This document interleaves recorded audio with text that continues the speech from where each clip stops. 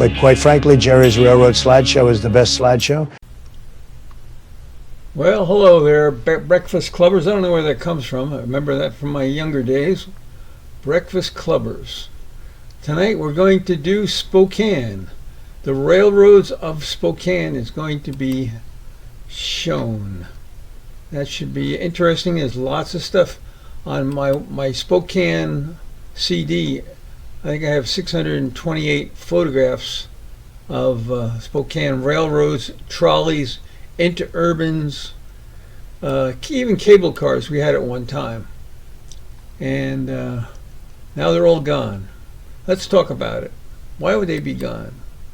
We'll do a slideshow. This is Coeur d'Alene, Spokane to Coeur d'Alene. You took a trolley. This would be one that would be in downtown Spokane.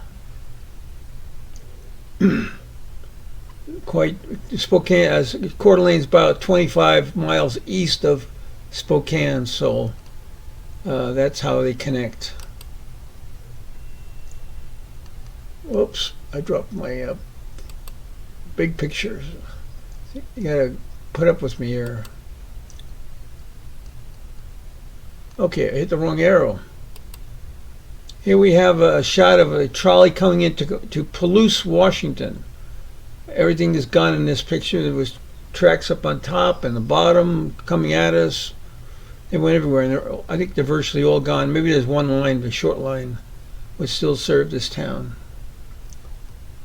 But it was a very extensive system. Here, probably one of the most interesting pictures of Spokane.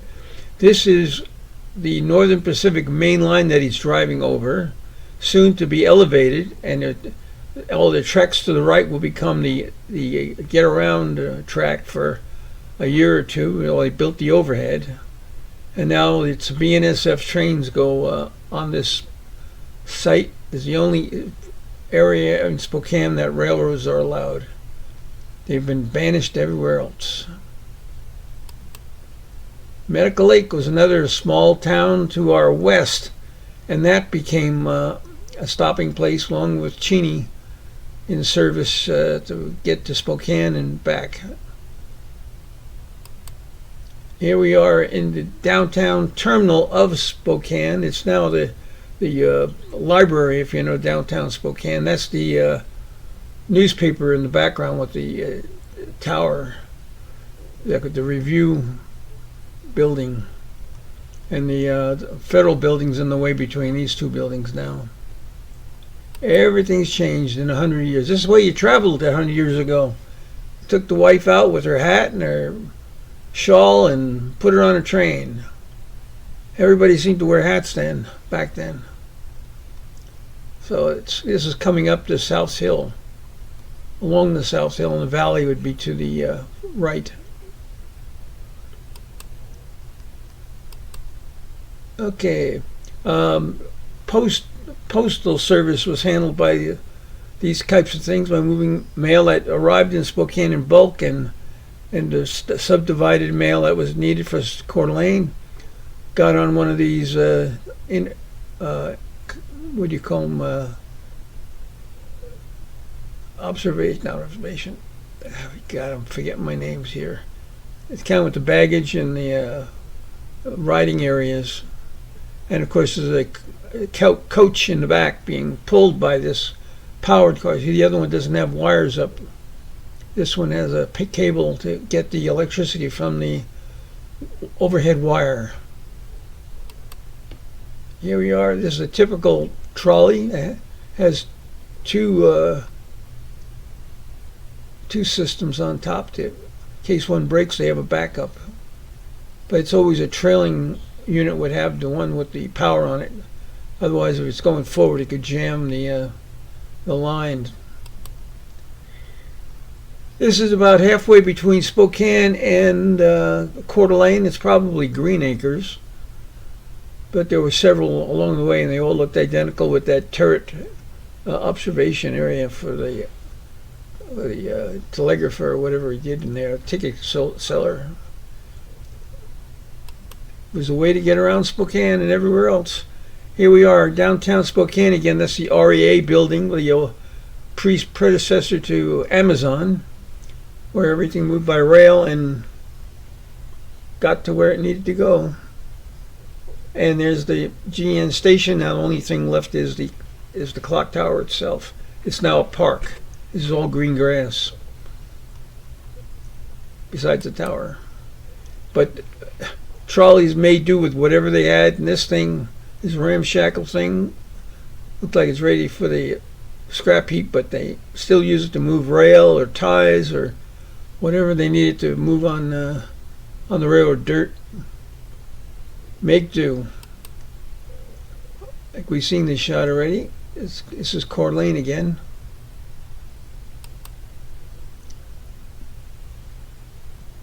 What is going to a park up on the South Hill. We had cable cars that went to the South Hill as well. Just like San Francisco saved theirs, but we didn't save ours. Everything was gone by 1936, and they went to the new modern buses. They had interurbans that went quite far. This one's in Wallace, Idaho, which is probably 75 miles away from Spokane. Something like that. It's a very rich mineral area for gold and silver and other things, but not this one. This is a baggage. Looks like some milk cartons are there, and probably mail or bag boxes of stuff. But it's a way to get around. That's the way we did it back then. No cars. Here we are having the similar train sitting at the depot underneath the Washington Street overpass next to the GN station to the right. And that's the way they did it. The GN took it over for about 10 years. It went through about 3 or 4 owners over its lifetime. The GN depot is behind the telephone pole, and this guy is making his way up the hill to Trent Avenue. We'll cross over the river and head up the hill to go to Libby. Where would it go? Can't think of the name of the town. It's the south of here, in the Palouse area. And you can see what the passenger stuff that was in the yards, waiting to be taken care of.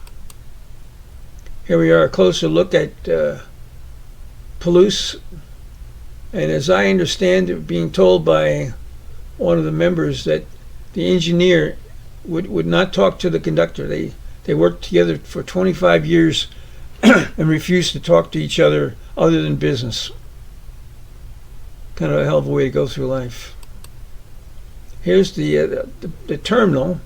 Then they made a roundabout. There's a big circle of track going around the terminal to handle the in and out traffic. Looks like a milk truck there on the left there with that horse. Milk wagon, not a truck. This is a rail yard. To the left is a trolley barn. It still exists. You can see the rounded, tall doors on the building. But there's a new building on this site. I think it's a medical kind of a building. McKinstry, I think is the name of it. In the background, you see is the Great Northern Main Line, and that's about 500 yards east of the GN Depot. Gonzaga University is to the right. I think some of those buildings might belong to the university. They play basketball there. To get to Wallace, you had to take a trolley from Spokane to Coeur d'Alene. Then you rode these side wheelers from Coeur d'Alene down to I can't remember the name of the little town. A town, and you go up the river to Cataldo Mission. And at Cataldo Mission, you took a narrow gauge train to Wallace. Then it eventually created Union Pacific came in from the west, and the Northern Pacific came in from the east from the Missoula area to that location. And here you can see a train coming in from Coeur d'Alene, and it's on Main Street, and it don't look like this today. I assume that building on the left is still something in some form. But this is how it looked back in 1910, 1920. All these pictures are taken by Libby Photography. I acquired over 1,000 pictures of old Spokane, and I have this one made up with railroads, and I'm going to have another one made up to talk about Spokane growing up with farming and mining and retail and just standards of living, different homes that we had back then. I mean, it's over 100 years since all this happened. And here's my list. And if you need to talk to me, there's my phone number and my address, and the cost of doing Old Spokane is right here on the list. Old Spokane Railroad. Where's the number? 628, I think it says.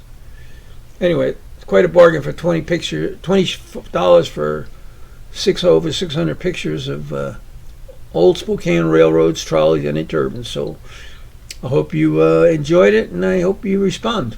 Thank you. Bye. There is no one better to talk about railroad history than this man, Jerry Quinn. If I could make him Secretary of Railroading in my cabinet, I would.